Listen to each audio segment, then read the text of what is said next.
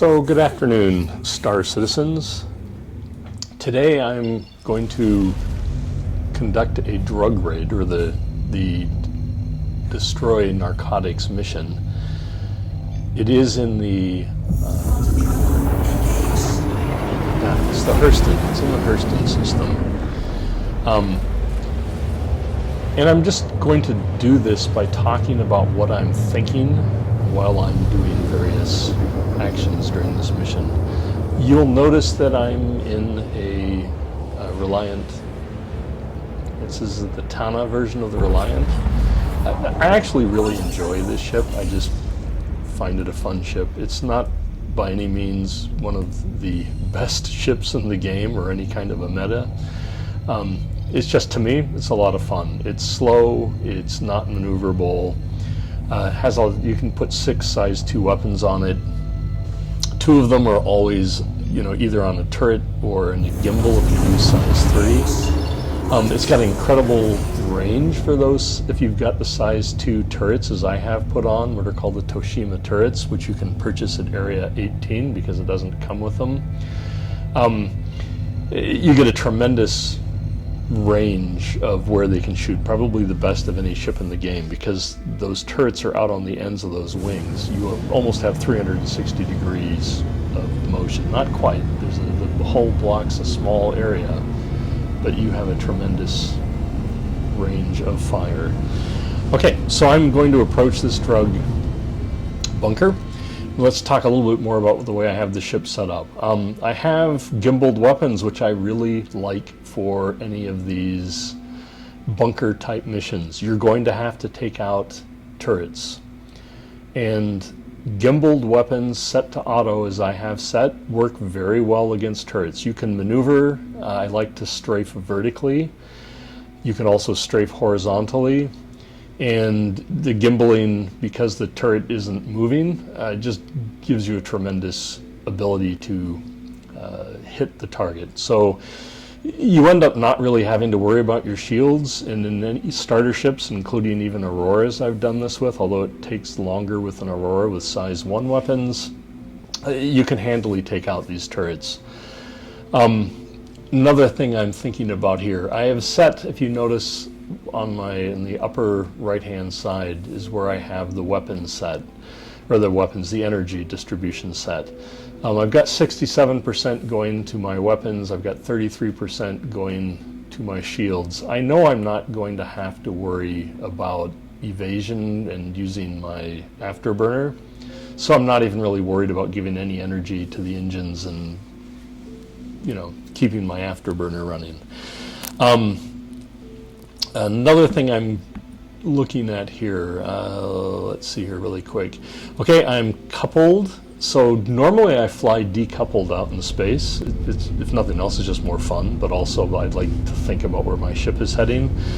On these kinds of missions, make sure you're coupled, otherwise you'll crash into the planet. I've done that plenty of times. You'll notice right here, I flipped over.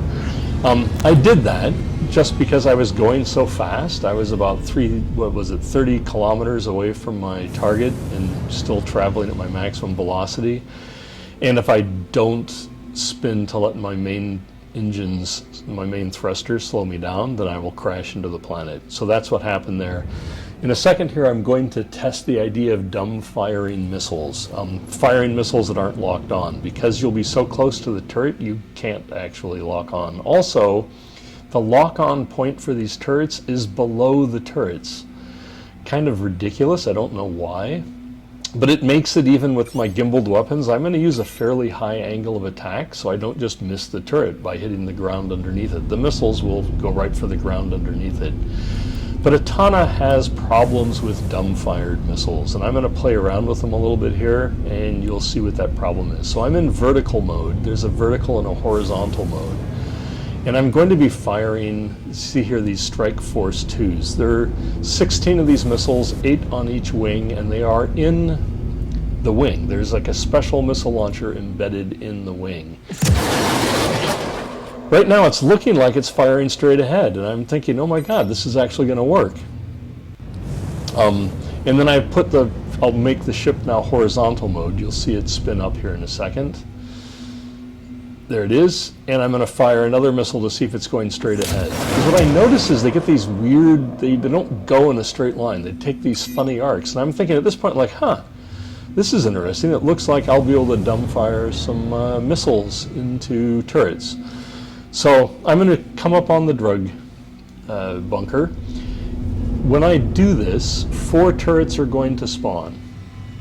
So bunkers on...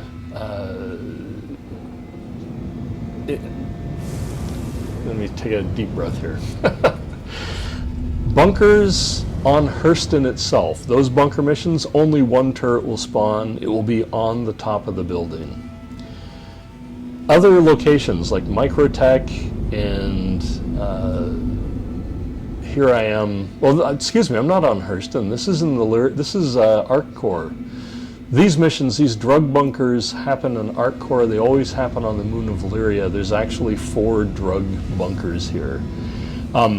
So we're on Lyria, and this is in Arc Corp, and 4 turrets are going to spawn. 3 on the ground, around the bunker, 3 turrets, and 1 on top of the bunker. The only one that will shoot at you until you shoot at it is the one on top of the bunker. That's where I'm going to focus first. So there you go. You see the 4 turrets. You see me locking onto the central turret. I'm now flying up. One thing I have done, although it's not real obvious at this point, you can see how I've reset my maximum speed to be fairly low, and I'm actually going to make it a little bit lower. You have to be really careful with that with something like a Tana or a Cutlass. The ships that are really un-aerodynamic, they're horrible in atmospheric flight.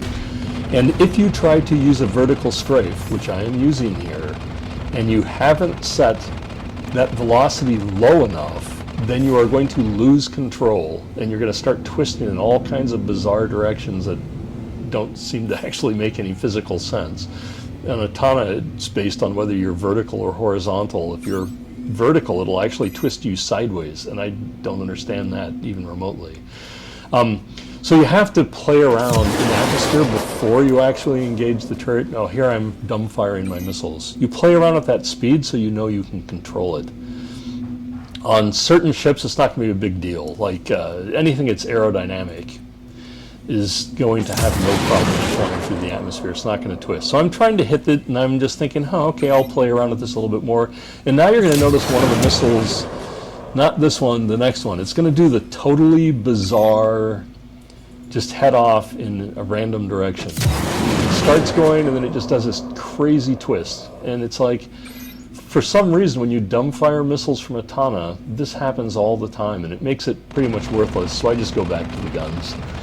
And actually I end up hitting these turrets so much before they try to start shooting back that it's blowing them up. I don't even have to maneuver anymore. The 3 ground turrets, don't even stand a chance here. They have to be hit before they'll fire back, and I'm actually able to destroy them before they even start firing back. So I don't even use any vertical, there's no vertical strafe being done here. I'm just taking them out. All right, next thing I'm going to have to worry about with a Tana. Tana is a weird ship. It's really, really low to the ground. It's really wide. So I have to find a fairly flat piece of ground. It's easy to bottom out a Tana when you just land randomly, where you're sitting on top of a rock and the landing gear aren't all hitting the ground. So I'm going to basically land, I can see on the far side from me of the bunker seems to be a very flat piece of land with no little hills and bumps, and that's where I'm going to put it down. So I'm just going to come in here and land really close. As you can see, one of the reasons I love the Tana so much is because of the incredible view out of the cockpit. I just like being there and being able to see the ground in front of me so well. The other thing I like about it is the super cozy feel, which I think a lot of people would call claustrophobic, but I spent many years on a submarine, and this is the closest thing I've found, is the way the bunks are on this Tana is the closest I've seen to, I believe, what would be the reality of a spacecraft. You don't have a lot of room for people, and they don't give you a lot of room. All right. Okay, now we're going to go into the bunker here. Now, I've outfitted weapons. These bunker missions are interesting. They pay out $8,000. This is not the way, or AUC, whatever. It's not dollars, but 8,000 of our money. It is not the way to earn lots of money in game. I find them fun. I really like these missions, but I believe they're immersive. I don't do this for lots of cash. But I know that if you can do these bunker missions very fast, and this might be because of a bug in the game. I'm going to take a step back. I just had to load my gun. Sometimes when you first bring out a weapon, it's not loaded. It happens to me on all 3 weapons here. I should have done this in space before I came down, because what's going to happen now is I actually have less ammunition to reload with, and it's going to affect me. The 3 weapons I'm using are kind of important here. This is a Demco light machine gun. Demco. I really like it because of its 100-round capacity. It doesn't shoot super fast. I actually thought I lost the gun there. The animation made it look like when I switched weapons that I dropped one. That can happen to you. I'm going to look back here to make sure I didn't do it. I'm half expecting to have lost the gun, and I'm going to have to re-equip it.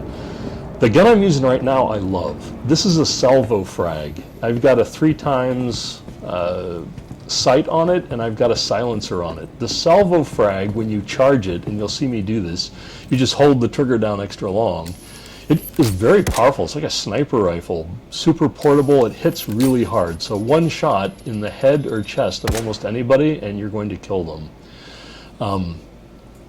The only other weapon I know that can do that is a sniper rifle, and you can't silence them as well. So right now, while I'm taking out these initial guards, the rest of the people in this bunker don't even know I'm here yet, which is of incredible value because I don't get rushed. The AI, if the server is not too loaded, actually works really well. I've had coordinated groups of up to 4 of these guards come at me, and you'll have one guy run up and then retreat, and if you go to follow him, there'll be people on the sides ready to, it's almost like they've set up this kill zone that they're trying to lure you into. Okay. So at this point, I have taken out 5 guards. And yeah, the 3rd weapon I have with me is the grenade launcher. Its purpose is to destroy the narcotics as fast as possible, which is the story I was trying to start with before I shifted to which weapons I'm using.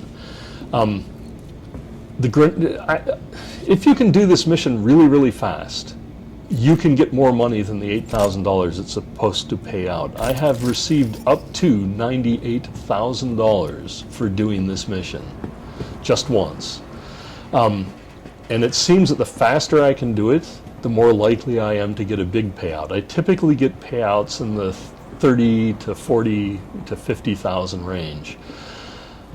And the grenade launcher is essential for quickly moving through what's left. All right, so I can see a person there on the side. I'm going to take him out with the gun. I know at this point that there's only a couple people left, and now I'm going to start running. So it turns out, yeah, that once people hear you, and they definitely hear this Demco when it starts shooting, it's quite loud. Even if you try to silence it, they're going to hear it. Once you start shooting and once they hear it, they're going to start responding and moving in on where they heard that shot. So it's not realistic. This is game mechanics. Shoot and then run. Get to a new location and hide. And then you can creep around. If you're crouched down, you move quietly and they don't know where you're moving. If you're walking, they can typically hear that. If you're running, they definitely hear it. But if you keep moving fast, they don't respond to it very quickly. You'll also notice sometimes that the guards will run, and they're running so fast they just, like, you can't even see them. Well, I think the same thing happens to them. It's like a desync issue. You can actually use that desync in your favor, which I'm going to do here without realizing. I mean, it's why I'm running, is because I know this happens in the past. But it actually helps me out on this next guard. They don't have a clue I'm coming until it's too late. I don't even know they're there until I run up on them, and then I'm able to stop and shoot them before they can react, which is ridiculous. It's the way the game works right now. So here I am running, I turn around the corner, there's the guard, and I shot him before he can respond. And that was the last guard. Now it's a matter of destroying narcotics. There's a lot of ways you can destroy narcotics. You do not have to waste your bullets. You can, you can just go to hand combat and you can beat them with your fists. You can, I was told recently, use the handheld cutting device that's an attachment for the multi-tool. I've never tried that. It kind of makes me wonder if you can use a handheld mining device that's part of the multi-tool. But here I am just using a grenade launcher because I know if I can do these fast enough, I can get paid more money. And that might be also a desync problem. Like the game, because of desync, ends up awarding you completing the mission like 10 times. And you'll see it. It'll be saying destroyed narcotics, destroyed narcotics, destroyed narcotics. Once it starts going through that cycle, you're making a lot of money. The more times it goes through the cycle, the more money you make. This particular time, I don't get it whatsoever. So I'm just going to run around now and finish destroying narcotics, and I'm going to get paid $8,000 plus something like $5,300 for killing the guards. And I'm going to use my, well, there's a couple more things to comment on here now that I think about it. I am going to be using the grenade launcher and the demo code to destroy these narcotics. Sometimes when you shoot the piles of narcotics, they completely blow up, which is good. Sometimes they completely scatter. When they scatter, I'm using the demo code to destroy them. If you had that handheld cutting device, you could be using it instead of wasting ammunition, which is a good idea. You could also just go and, hand-to-hand combat and beat these packages.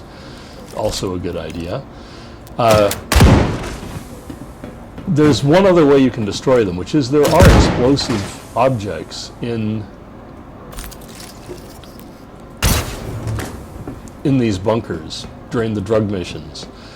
They are the oxygen canisters and then these red exploding canisters. So I'm about to start shooting some of those exploding canisters. They're better than grenades. Just make sure you're standing away from them when you do it. So I'm going to shoot the first red canister here. They blow up really well. And a very large area is covered by the explosions. It generally takes 3 or 4 shots from most assault rifles to take them out. It only takes 1 shot from a sniper rifle or the salvo frag to take them out. So it might actually have been better for me to use the salvo frag on them. There you go. The salvo frag only has 8 ammo, and the reload was used right at the start, so I already know that my salvo frag doesn't have much left in it. Other than that, not much else going on during this mission. I just hate that sometimes when you blow up these piles of drugs, they don't blow up. They just sort of scatter everywhere and become a pain to destroy.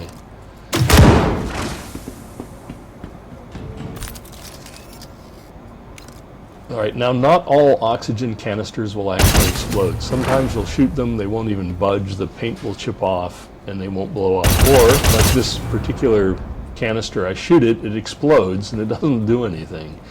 So then I go to my grenade launcher and shoot it, and all it does is scatter.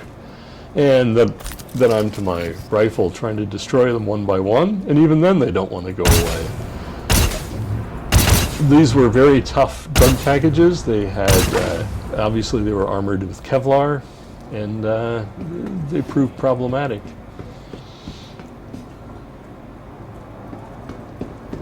Okay, with this I'm going to stop my narration, and I will just speed up till the end of the video. I hope everybody has a great day.